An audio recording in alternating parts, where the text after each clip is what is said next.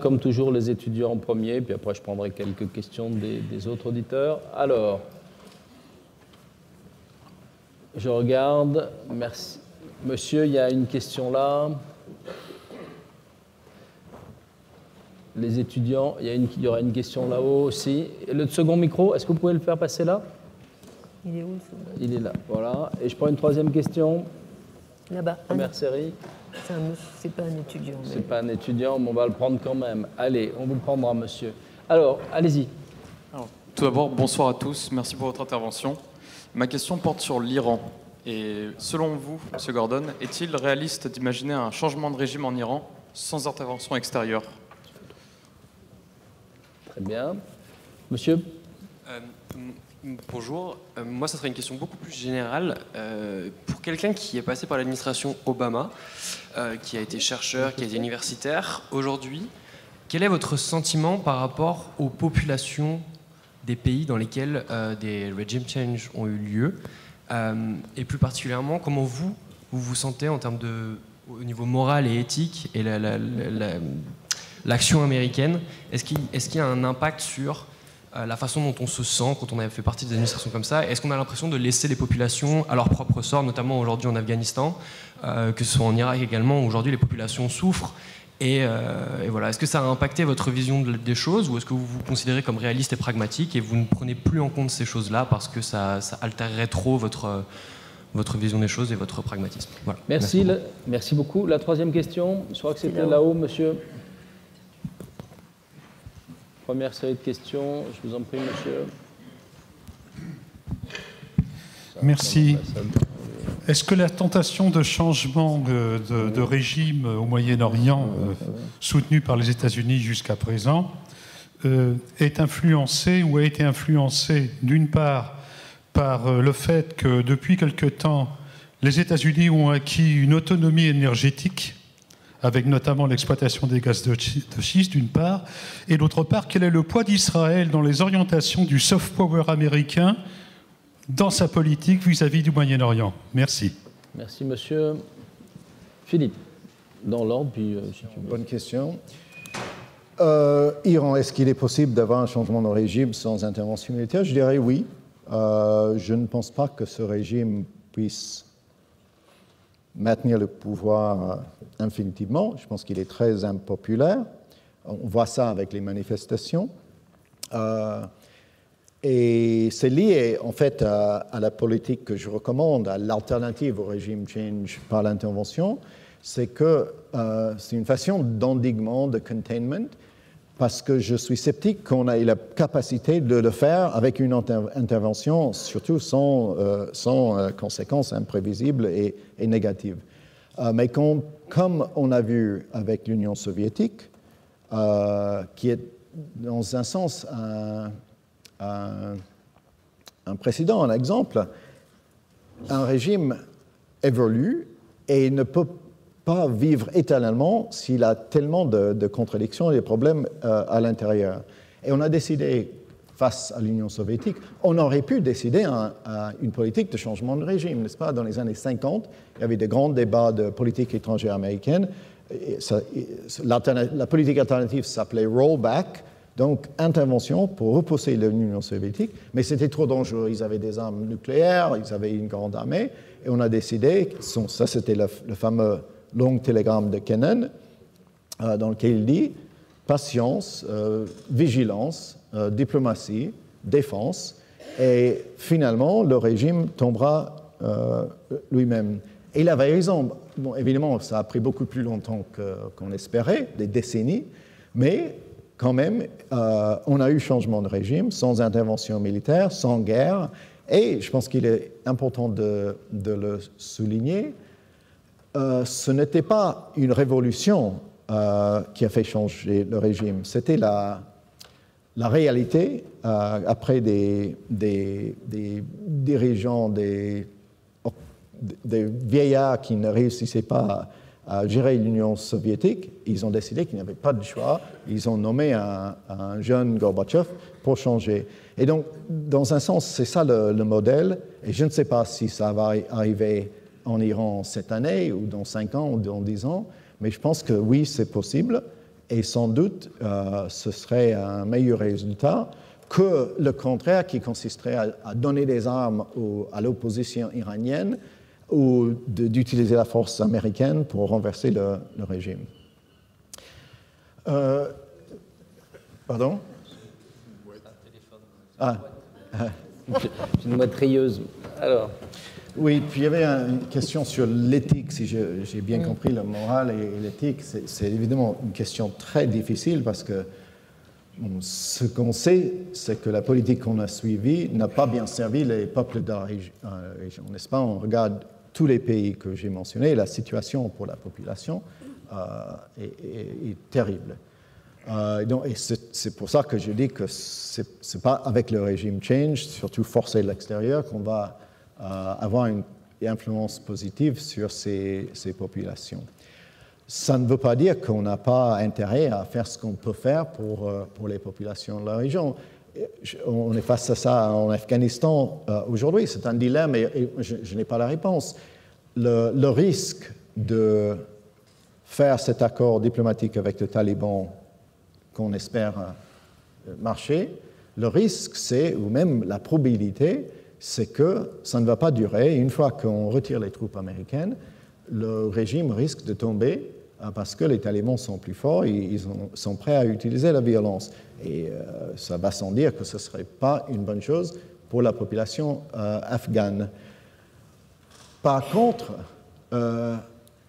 si l'alternative est de maintenir des troupes américaines infinitivement en Afghanistan pour que les filles puissent aller à l'école, ce serait peut-être nécessaire, on pourrait soutenir cette politique d'un point de vue moral ou éthique, mais les Américains deviennent de moins en moins prêts avec tous les problèmes qu'on a chez nous. Et la réalité que si on pouvait dire, et c'était l'idée à l'époque en 2001, dans 5 ans, dans 10 ans, on aura créé un Afghanistan qui fonctionne, et ça, on est prêt à payer un prix assez élevé avec des troupes et l'argent. Mais ça fait maintenant 2 décennies et on n'est pas plus près à ce résultat-là. Il est difficile de demander à la population américaine de continuer à dépenser 50 milliards de dollars et de perdre des vies éternellement en Afghanistan. Donc c'est un dilemme terrible parce qu'on sait que le résultat d'un retrait américain aurait des conséquences négatives pour la population. Mais il est clair aussi que, pour des raisons que j'ai expliquées, y compris l'influence négative du Pakistan, la seule possibilité d'avoir cet Afghanistan qui fonctionne, ce serait de maintenir les troupes américaines. J'ajouterai très brièvement que je ne fais pas partie, même quand je critique la politique étrangère américaine, je ne fais pas partie de ceux qui voient les États-Unis comme une force négative dans le monde pour avec mauvaise foi ou pour des raisons de pétrole ou d'armes. Je pense que la plupart de ces interventions, évidemment avec pas mal d'hypocrisie, parce qu'on le fait quand ça nous sert et pas uniquement pour des raisons humanitaires, mais tout de même, dans la plupart des cas, les États-Unis voulaient faire le mieux pour la population. Ils n'étaient pas capables de le faire. Il y avait une question sur le pétrole, mais tu voulais dire quelque chose, Liz? Je voulais juste dire un mot sur l'Iran. Je crois que l'Iran, c'est vraiment le point des désaccords euro-américains les plus sensibles. Moi, d'abord, je ne suis pas persuadée que le régime iranien soit le pire régime du Moyen-Orient. Ce n'est pas du tout vrai. Des régimes pires, notamment les Saoudiens, le Yémen, je sais pas, tous les États du Golfe. Le régime iranien n'est pas la pire dictature, loin de là. Et je trouve que ce n'est pas correct de le faire croire. Je ne parle pas de toi, je parle du discours américain. Deuxièmement, les Européens avaient proposé une alternative pour le régime change, qui aurait pu marcher. Qui aurait pu marcher si Donald Trump n'avait pas mis les pieds dans la fourmilière. L'alternative européenne que Solana lui-même avait inventée dès 2003, c'est-à-dire au moment où vous frappiez l'Irak, et avec l'idée quand même de frapper l'Iran après, souviens-toi. Les Européens avaient inventé ce triangle, c'est-à-dire on essaye de calmer la prolifération nucléaire iranienne contre une promesse de lever des sanctions commerciales et de réinsertion dans l'équilibre régional. Et donc on avait ce paquet qui aurait pu marcher, c'est-à-dire le régime iranien aurait pu changer, non pas vers une démocratie, mais aurait pu s'ouvrir au commerce, à la région, si on avait respecté les termes de l'accord signé, le seul accord signé par les 5 membres permanents du Conseil de sécurité des Nations Unies depuis la fin de la Seconde Guerre mondiale. Mais Donald Trump a décidé de casser ça. Donald Trump a empêché l'évolution du régime iranien. Ça, il faut le dire. Il a empêché, non pas la démocratisation, mais le relâchement de la dictature iranienne. Il n'en a pas voulu. Et toutes les sanctions qui sont imposées depuis par les États-Unis, toute cette politique d'indignement, n'a qu'une seule conséquence, c'est d'amener un durcissement du régime. C'est-à-dire Donald Trump joue les durs. Il est favorable au durcissement du régime. Et donc, là, je ne suis pas du tout d'accord avec toi. Je crois que les politiques d'indignement, de sanctions, ont l'effet inverse des politiques recherchées. Au lieu d'amener un régime simple, elles confortent le régime des durs. Et les Européens avaient la bonne stratégie. Ça, il y a un sujet sur lequel les Européens ont été créatifs, c'est sur l'Iran. On avait la bonne stratégie, ça aurait pu marcher. On pourrait être en train maintenant de commercer avec l'Iran et peut-être d'aller visiter des sites qu'on ne peut pas voir et que je ne verrai pas d'ici ma mort. Et donc là, vraiment, pardon, j'ai été trop long. Non, Philippe, mais là, je ne suis pas d'accord. Je vais préciser parce que justement, on n'est pas en désaccord. Je suis tout à fait d'accord avec toi. Pour moi, bon, je dis endiguement parce que ça fait partie de ce que tu décris comme engagement et diplomatie. Ça fait partie de l'endiguement, y compris avec l'Union soviétique. On n'était pas... Évidemment, il fallait se protéger, il fallait soutenir nos alliés, mais ça n'a pas empêché la diplomatie et l'engagement. Et quand je regarde l'histoire de l'évolution de tous les pays depuis des décennies, on réussit beaucoup plus avec l'engagement et le développement économique et la diplomatie qu'avec l'isolation totale. J'ai mentionné des cas où l'isolation totale n'a pas fonctionné, Cuba, Corée du Nord, Venezuela, mais il y a des cas où quand on utilise la diplomatie et l'engagement et le peuple développe, la Corée du Sud, par exemple, qui était une dictature, maintenant beaucoup plus démocratique, le Chili, le Vietnam, n'est-ce pas? On a essayé le régime change au Vietnam en 1963, ça n'a pas fonctionné. On a abandonné la guerre. Il y a des parallèles peut-être en Afghanistan. On a quitté le Vietnam et ça a coûté cher, mais dans le long terme, ça marche beaucoup mieux. On fait pas mal de commerce avec le Vietnam maintenant et le régime est beaucoup mieux qu'avant. Donc je suis tout à fait d'accord avec toi. On n'oublie pas sur le pétrole et les gaz de schiste et l'autre, les intérêts, oui, Israël. Oui. Le pétrole, c'est simple. Non, je ne pense pas que ça change fondamentalement nos intérêts ni notre politique.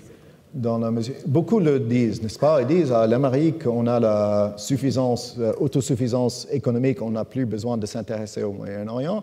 Le problème, bon, mis à part le fait que le pétrole est à $29 par baril aujourd'hui, donc l'idée que ce n'est pas le problème le plus préoccupant pour l'instant, mais cette analyse est fausse parce que le pétrole, c'est pas un produit national, c'est-à-dire que même si les États-Unis n'importent pas directement le pétrole de l'Arabie saoudite, si la Chine, la Corée du Sud, le Japon, l'Europe dépendent du pétrole de l'Arabie saoudite, c'est notre problème aussi. Si le Golfe Persique est fermé et on ne peut pas exporter le pétrole. Encore une fois, avec les prix aujourd'hui, ce n'est pas le problème le plus actuel, mais l'autosuffisance relative énergétique des États-Unis ne veut pas dire qu'on peut abandonner le Moyen-Orient et dire que ça ne nous engage pas, ça ne nous intéresse pas. Je pense que c'est faux. Israël, je ne sais pas ce que vous voulez dire par là, le rôle de l'Israël dans le soft power. Je dirais juste, je ne sais pas si j'ai bien compris la question, mais il y en a qui disent que l'Israël est responsable pour cette politique que j'ai décrite, pour les interventions, et c'est un facteur, il est facile d'exagérer ce facteur, c'est-à-dire qu'il y avait beaucoup plus de raisons pour les interventions américaines, armes de destruction massive, communisme, géopolitique, énergie, génocide, qui n'ont rien à voir avec Israël. Et même si on isolait cette question, qui est importante pour beaucoup d'autres raisons, ce n'est pas la raison pour laquelle on a suivi les politiques qu'on a discutées aujourd'hui. Eh bien, je vais prendre 3 questions. Il y en a une là, une là, une là. Alors, il y en a déjà 3. Et, oui, attendez, je prends d'abord celles qui sont là. Voilà. Faites passer le micro devant. Oui, sur l'Iran, tu sais que voilà, pour l'avoir tenté de consolider l'accord JCPOA, il faut quand même reconnaître qu'une des conditions était de favoriser la réinsertion dans le jeu régional et international de l'Iran. C'est-à-dire que la manière dont il s'est réinséré dans le jeu régional pose quand même quelques questions. Mais parce qu'à cause de la dénonciation en mai 17, oui, toi, de l'accord par Donald Trump. Tu vois la cause à effet. Ben, évidemment. La levée des sanctions n'a même pas eu le temps de porter des effets économiques. Tu es d'accord? Pas tout à fait. Si. Non, moi je suis... Alors... Il fallait trouver quand même un point de désaccord. En partie. Mais le désaccord, c'est que même avant, en fait c'était mai 18 où on a tué l'accord, même avant l'Iran, l'accord lui-même en 2015 n'a pas vraiment changé. Ils étaient problématiques avant 2015, étaient problématiques après, pas beaucoup plus. Plus contre l'Arabie saoudite, le soutien des Houthis au Yémen. C'est l'Arabie saoudite qui a commencé à déclencher la guerre. Non, c'est pas ça. C'est pas le cas. On va revenir à nos 3 questions. Ça marche? Allô. Voilà. Monsieur le secrétaire d'État, d'abord un grand merci et mes félicitations pour la clarté et la qualité de votre propos. Et votre français est vraiment impeccable, digne de la langue de Molière.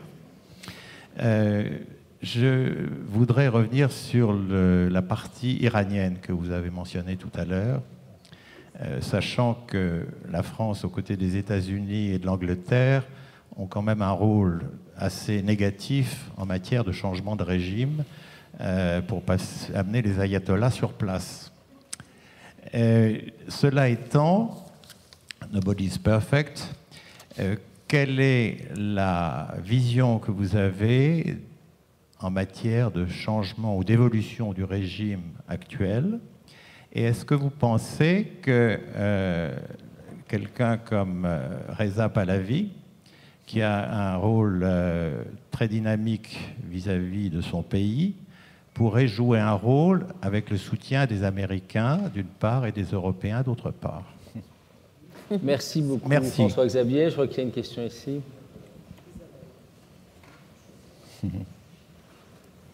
Oui, moi je voulais vous demander, il y a une certitude dans certains milieux stratégiques français et parmi certains diplomates, notamment au Quai d'Orsay, qu'il y a eu un véritable changement qui s'est produit en août 2013 avec le recul de Barack Obama après la ligne rouge sur les armes chimiques. Cette certitude, en fait, il y a vraiment des gens qui sont persuadés que d'abord le destin de la Syrie aurait pu être autrement si Barack Obama n'avait pas fait volte-face, et aussi que ce moment particulier a tellement abîmé la parole américaine qu'il va falloir 20 ans pour s'en remettre. Alors à partir de là, j'ai 2 petites questions. Comment vous le percevez, vous ? Est-ce que vous le percevez de la même manière? Et la deuxième question, c'est, OK, plus de régime change et moins d'intervention, mais qu'est-ce qui se passe? La situation est encore pire que quand les Américains interviennent. Et est-ce qu'il faut laisser, dans ces cas-là, les forces émergentes qui prennent la place des États-Unis, et notamment la Russie, l'Iran et la Turquie, faire eux-mêmes le régime change, ou des choses qui ne sont pas forcément des actions qui ne sont pas forcément du régime change stricto sensu, mais qui s'y apparentent, comme par exemple des annexions. Donc comment on fait? Merci Isabelle, derrière. Oui, bon, je voudrais relancer une question de Nicole d'abord, à laquelle il n'y a pas eu de réponse, je crois, sur en fait, est-ce que le pendule va revenir cette fois-ci avec les élections? Et si jamais un démocrate gagne, est-ce que voilà, quelle sera sa doctrine ou son attitude sur toutes ces questions?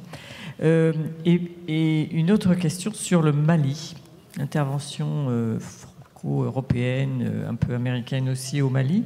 Ça n'est pas officiellement pour du regime change, mais est-ce que ça peut aboutir sans nation building, comme on dit en français?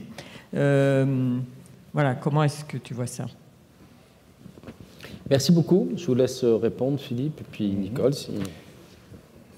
Première question, vous avez mentionné les Anglais, le rôle des Anglais et des Français en Iran.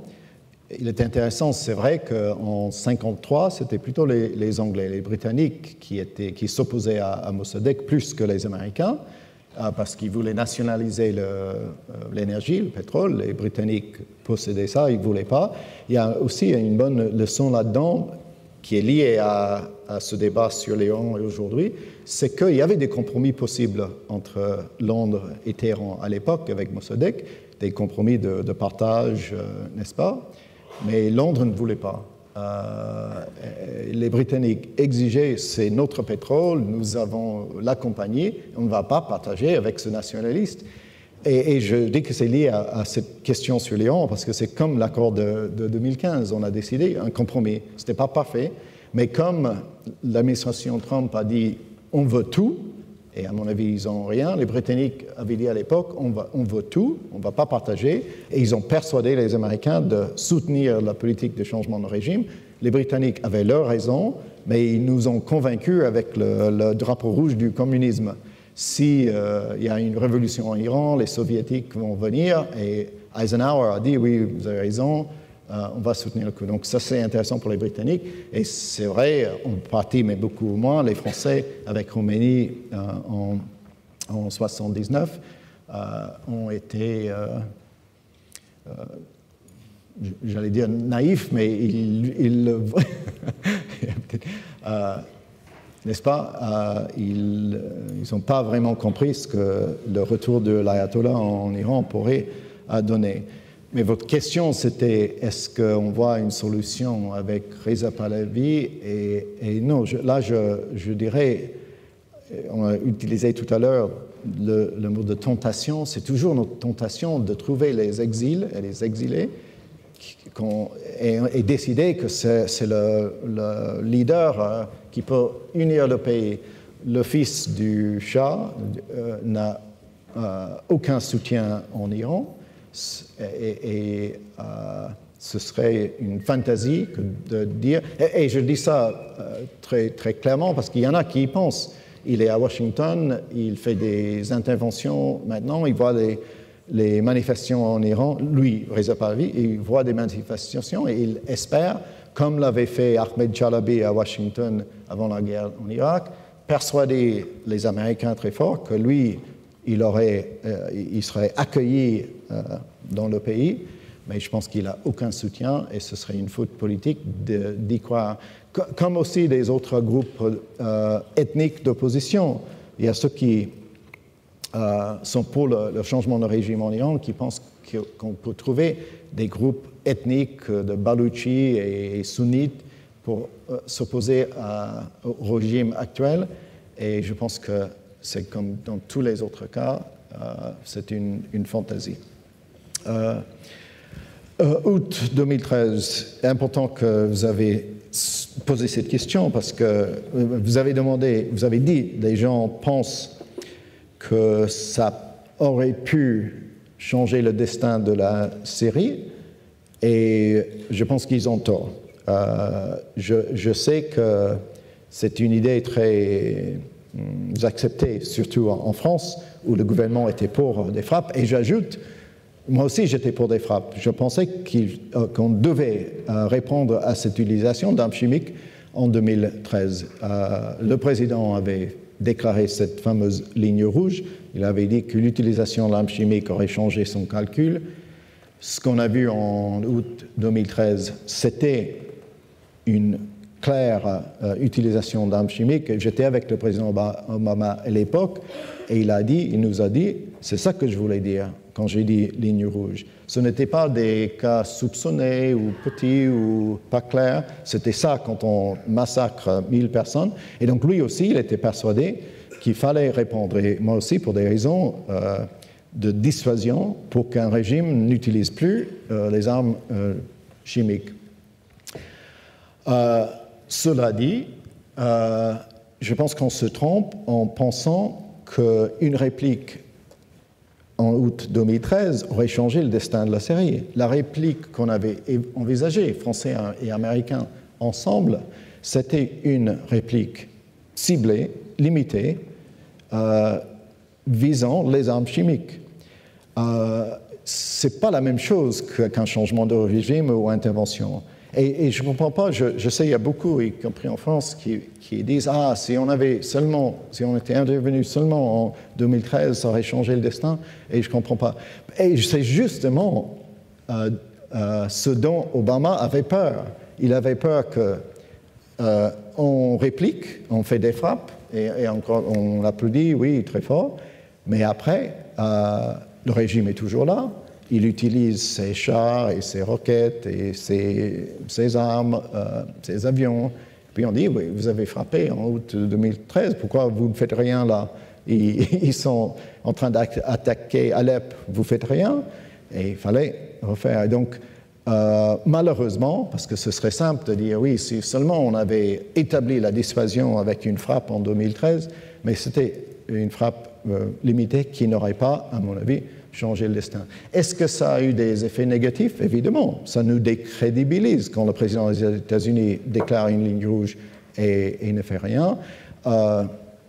Mais je ne pense pas non plus que ce soit responsable de toutes les agressions dans le monde qu'on a vues depuis. On dit par exemple que Poutine se sentait à l'aise en prenant la Crimée parce qu'Obama n'était pas assez fort en 2013. Je pense qu'on aurait pu bombarder Damas en 2013, ça n'aurait pas changé. Chaque cas est différent et donc on peut vraiment exagérer l'idée que cette faute ce jour-là a changé le destin de l'histoire. Et puis, Sylvie, la question, je pense que, je ne sais pas si j'ai répondu à la question, mais Sylvie, la pendule et la prochaine élection. Non, je ne pense pas. Et encore une fois, c'est ça qui est intéressant. On n'a pas de candidat. Bon, évidemment, Trump est isolationniste, n'est-ce pas? Il dit que ce n'est pas notre problème. Il veut quitter tous ces pays, Afghanistan, Syrie, Irak. Mais on n'a pas l'alternative d'une politique plus interventionniste. Parce que les démocrates, on ne sait pas 100% qui sera le candidat, mais ce sera sans doute Joe Biden maintenant. Bernie Sanders est beaucoup plus comme Trump, dans la mesure où il est contre toutes ces interventions. Il serait plus trumpiste que Trump. Si Sanders était l'élu, ce serait clair. Et donc, une grande partie du Parti démocrate, le discours dans le Parti démocrate aujourd'hui, ce n'est pas le discours de Kennedy ou même de Clinton avec une Amérique forte et intervention et puissance. Vous connaissez l'expression « forever war ».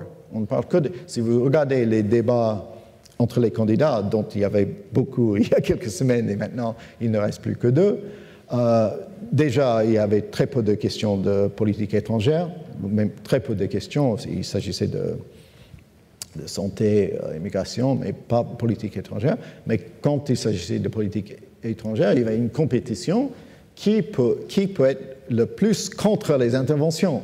Moi, je vais quitter Afghanistan dans la première année, moi, dans 2 mois, moi, tout de suite, premier jour. Donc, c'est ça le sentiment du peuple américain. Et donc, même si c'est Biden, ce serait même pas le Biden de 2011, enfin, ce ne sera sûrement pas le Biden des années 90 qui soutenait l'intervention dans les Balkans. Ce ne serait pas le Biden qui a voté pour la guerre en Irak et qui paye un prix pour ce vote. Ce ne sera même pas le Biden de 2011 qui a soutenu Obama dans les interventions en Libye et en partie en Syrie. Ce serait le Biden qui est élu par ce parti démocrate d'aujourd'hui qui, comme j'ai dit, en a marre des interventions, des coups, et qui veut quitter le Moyen-Orient. Donc, je ne pense pas que la pendule... Si c'est encore Trump, je pense que la pendule continue dans le sens de l'isolationnisme. Ce n'est pas son problème. Si c'est Biden, la pendule ralentit, mais va tout de même dans le même sens, à mon avis. Et encore une fois, be careful what you wish for. C'est ça l'Amérique. Les Européens qui n'appréciaient pas la domination de la politique étrangère américaine dans la région, maintenant, ils vont découvrir, à mon sens, une Amérique qui accepte qu'elle n'est pas assez puissante pour influencer cette région. Merci beaucoup, Nicole. Merci, Philippe. Philippe, vous acceptez de partager les applaudissements avec Nicole.